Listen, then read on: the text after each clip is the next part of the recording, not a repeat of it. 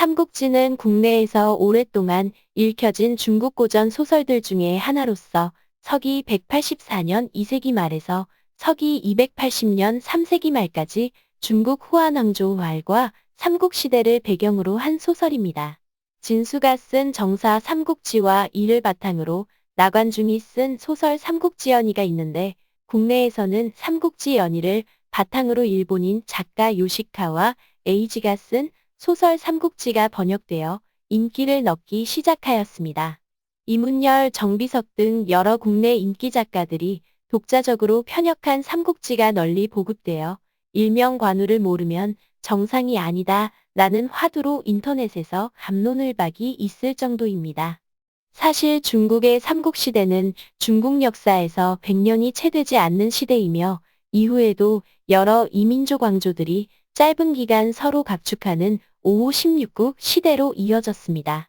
그래서 보는 사람에 따라 관점이 다를 수 있으나 중국 역사에서 삼국시대는 그다지 큰 비중이 없는 시기라는 해석도 상당히 많습니다. 삼국시대는 정치적으로 매우 불안정한 시대였기에 세계사에 영향을 그다지 많이 끼친 시기도 아닌데 한국인들이 많이 애독하는 이유는 여러 가지가 있습니다. 첫 번째 70에서 80년대 전 국민의 독서를 권장하던 한국의 경제발전기에 중국의 문화적 영향을 많이 받으며 자라온 기성세대들이 이를 필독서로 권장한 이유도 있을 것입니다. 두 번째 삼국지는 10여 권 이상의 권수가 많은 전집 위주로 판매되므로 수익성이 좋아 출판업자들의 판촉 덕에 더욱 알려졌습니다. 그러나 오늘날 생각해보면 삼국지를 왜 한국인이 이렇게 많이 읽으며 관우를 모르는 것이 왜 상식이 없는 사람 취급받을 정도인지 알 수 없습니다. 세계사에 큰 영향을 끼친 네르바 트라야누스, 하드리아누스 안토니, 누스 피우스 마르쿠스 아우렐리우스. 로마 오현제의 이름은 몰라도 유비 관우 장비의 이름을 안다는 것이 이상합니다. 삼국지와 같은 시기 고국 천왕, 산상왕, 동천왕, 중천왕, 서천왕 등 고구려 태왕들의 이름은 모르면서 조조, 송권, 유비의 이름을 안다는 것도 의아합니다.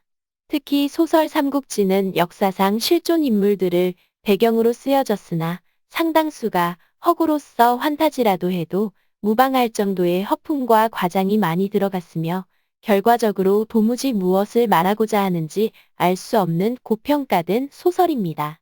전체적으로 본다면 보물찾기 하다가 서로 상처 입고 망하고 결과적으로 사마염 같은 홍군이 왕위에 오른 이야기인데 그것이 무슨 교훈이 있느냐 묻는다면 어리석은 질문일까요? 삼국지는 세계적으로 보아도 일리아드나 오디세이 같은 고대 유럽의 고전보다 천여 년이나 늦게 쓰여졌으나 전체적인 수준도 떨어지고 용두사미의 이야기로 메시지도 허무한 구성입니다. 삼국지연의가 처음 출간된 해는 16세기인데 이 시기는 영국의 셰익스피어와 얼마 차이나지 않습니다. 셰익스피어의 문학성과 작품성을 삼국지 같은 대중소설과 비교하는 것은 타상하설일 것입니다. 애초에 삼국지는 중국인들을 위한 대중소설이며 한국이나 일본을 제외하면 세계 어디에도 별로 알려져 있지 않습니다. 일본조차도 한때 20세기 초에 번역본이 인기가 있었던 것이지 지금에는 크게 주목하지 않는 실정입니다. 소설보다는 오히려 게임 소재나 만화책으로 더 유명할 것입니다. 세계에서 중국인들이 사는 화교권 국가들을 제외하면 삼국지를 필독서 수준으로 열독하는 나라는 한국뿐입니다.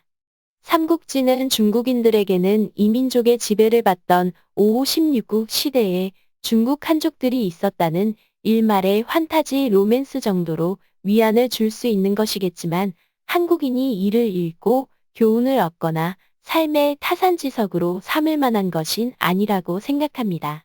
한국에서의 삼국지 사랑은 오랜 기간 한자문화의 신봉자였던 조선 왕조와 그 영향을 받은 외정시대 및 전후시대의 산물이며 지금은 이제 고평가에서 벗어나 제 자리를 찾아주어야 할 때라고 생각합니다.